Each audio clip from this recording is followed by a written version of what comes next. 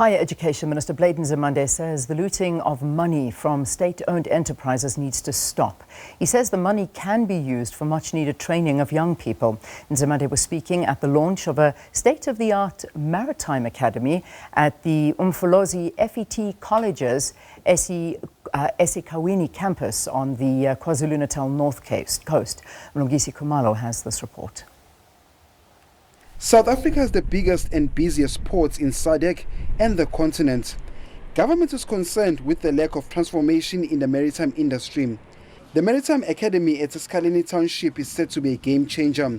It will train more black youth, especially from rural areas, in maritime studies.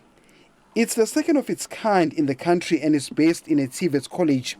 25-year-old Pilane Nchangase from KwaNongoma is the first in his family to start beyond matric. He is part of the first group of students to enroll at the academy when it opened its doors in April this year. I'm glad that I'm one of the few learners that have had this opportunity. I'm sure it will change my family fortunes. I'll be able to look after them. 68 students have enrolled so far.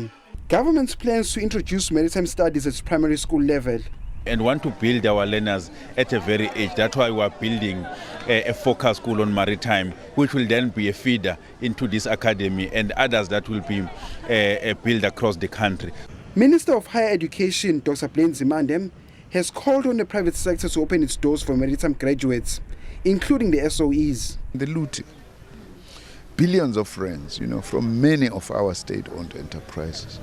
It's a pity because this happens at a time when we expect the state-owned enterprises to be closer to training and training artisans and other professions. Nzimande says government has set aside over 20 billion rand to cater for TVET colleges in the next 3 years.